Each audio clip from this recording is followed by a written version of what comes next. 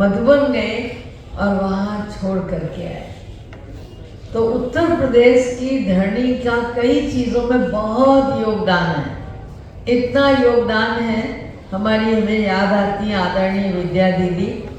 विद्या दीदी होती तो आपको बहुत सारी कहानियाँ सुनाती। जिस समय पांडव भवन का था कि ये जा रहा है और इसकी कुर्की हो जाएगी, लोग सामान निकालने लगे, उस समय बाबू हरविलास राय जी कानपुर के वहाँ मौजूद थे और उन्होंने 2 बार पूछा, गंगे बहन ये क्या हो रहा है? अब गंगे बहन कैसे कहें कि भगवान के घर का ऐसा हो रहा है, गंगे बहन के मुंह से न निकले। तो बाबा से पूछा, बाबा बाबूजी बार बार पूछ रहे हैं, कहा बच्चे को बता दो, बच्चा वारिस क्वालिटी है, कुछ नहीं होगा। और जैसे ही बाबूजी को ये बात मालूम पड़ी कि अच्छा ऐसा हो रहा है, तो उन्होंने वहाँ के कर्मचारियों को बुलाया जो सामान निकालने आए थे। बोला रखो समंदर, कितना पैसा तुम लोगों का बाकी है? और तुरंत उन्होंने उस समय वो पैसा पे किया। बोला आज के बाद कभी इस ओर नजर उठा के मत देखना, ये भगवान का घर है, तुम्हारी हिम्मत कैसे हुई? तो मधुबन के इतिहास को लेकर, बहुत सी बातों को लेकर बाबा ने उनको इतना देर बातचीत की शर्मा जी से। जब तो लोग कहते थे कि अरे बाबा न तो शर्मा जी को छोड़ता है, न शर्मा जी बाबा को छोड़ते हैं। तो बाबा ने पूछा कि बच्चे तुम करते क्या हो? तो वो पुराने ज़माने के ग्रेजुएट थे और उस समय लिखा हुआ था Indians are dogs not allowed. अंग्रेजों के राज्य में बहुत सी जगह ऐसी होती थी कि जहाँ पर कोई प्रवेश वर्जित था इंडियंस का, तो उनको लगता था कि मैं तो नौकरी करूँगा नहीं, जहाँ भारतीयों की कदर न हो वहाँ नौकरी क्यों करने का, नहीं करूँगा। तब उन्होंने हल पकड़ा खेती करने के लिए, और हल की भी उनको कला नहीं आती, कैसे हल चलाएंगे, कैसे बीज बोएंगे। पहली बार बोया तो सब चिड़िया खा गई, पता ही नहीं था कि कैसे बोया जाता है, ऊपर ऊपर सारा बीज था। तब उन्होंने किसी की मदद ली, जिसकी मदद ली उसने कहा शर्मा जी पहले मिट्टी में बैठना सीखो, जब तक तुम मिट्टी को समर्पित नहीं होगे ये मिट्टी तुम्हें 1 का 10 गुना करके नहीं देगी। और बाबा ने भी साकार में हम बच्चों को सबसे पहली चीज समर्पण सिखाई। जब तक हम समर्पित नहीं होंगे हमें 1 का दुगना न धरती देगी, न इंसान देगा, न परिस्थितियां देंगी। बाबा ने सिखाया उनको, जितने तुम्हारे जगह जगह खेत हैं सब निकाल दो और तुम सारे खेत एक जगह कर दो। उन्होंने वो सारे खेत एक जगह कर दिए, बहुत बड़ा फार्म हाउस हो गया। हमारे देखते देखते हमने देखा, और शर्मा जी जाया करते थे, 80 साल की आयु में भी वो ट्रैक्टर लेकर जाते थे, लोग चलाते थे, वो बैठ जाते थे जाके और देखा करते थे कैसे हो रही खेती। कभी उन्होंने मार्केट में अनाज नहीं बेचा, वो सीधा गवर्नमेंट के उस पर जाके खड़ा कर देते थे, जो भी गवर्नमेंट को लेना वो ले ले, बाकी जितना बचता था। हमने चूंकि सेवाएं वहाँ से काफ़ी शुरू की तो हम देखा करते थे कि एक कमरे में वो सारा कुछ पड़ा रहता था। अभी क्या होगा इस मटर का, क्या होगा इस आलू का?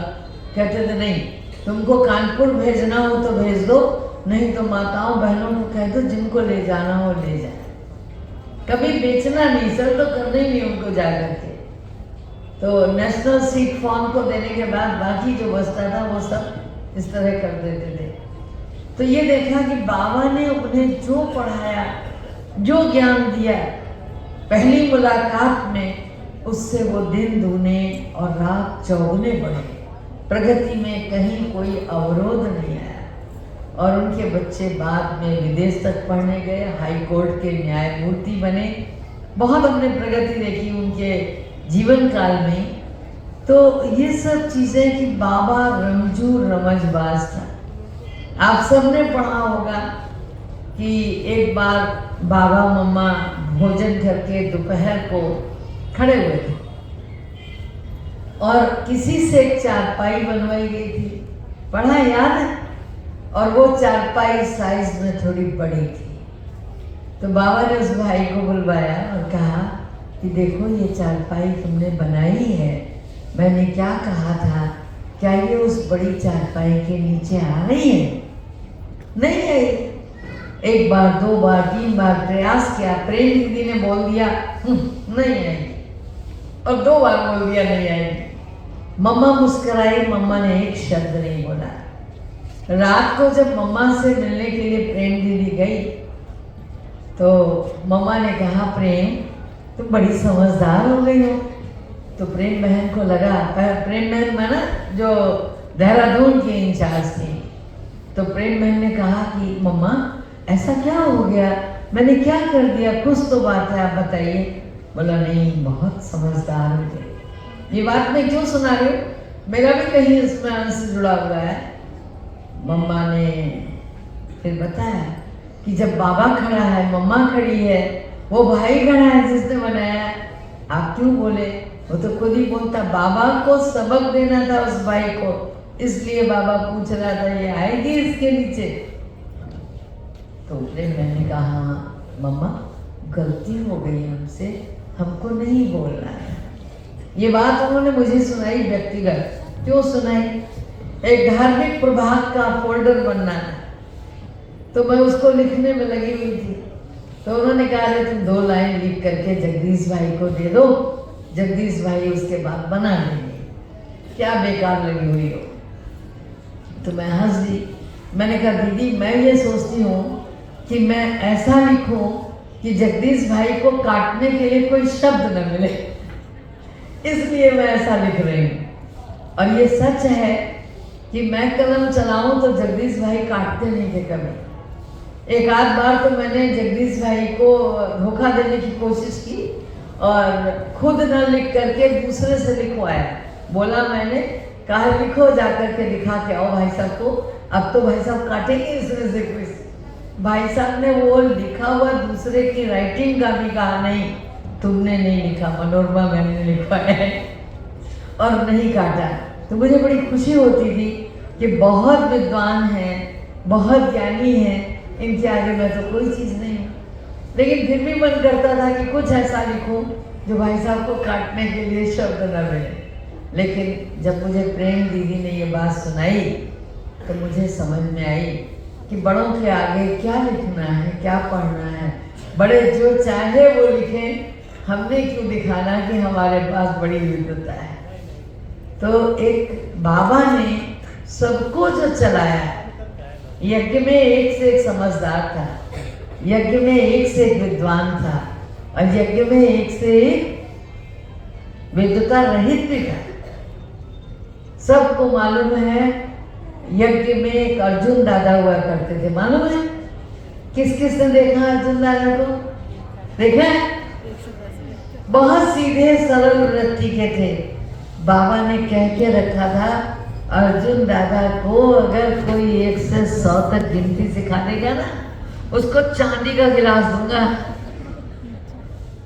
अर्जुन दादा ने जीवन पर्यंत 1 से 100 तक गिनती नहीं सीखी। फिर भी बाबा ने उनको बहुत यज्ञ में मान सम्मान दिया। दादियां उनको बहुत स्नेह करती थी, सबके इतने प्रिय थे। कोई कह दे कि आज दादी जाने वाली है तो सुबह से आंगन में बैठ जाते थे, आज दादी जाने वाली है। एक एक यज्ञ ब्रह्मा वक्त से बहुत स्नेह। और जिस दिन दादी आने वाली हो उस दिन वो जा करके बिल्कुल आड़े लकड़े पे जहाँ टैक्स लगता है वहाँ बैठ जाते थे, आज दादी आने वाली। अरे आएगी तो घर में ना। लेकिन अर्जुन दादा को खबर हो गई और ये भी जानते थे किस दादी के नीचे कौन बहन रहती है।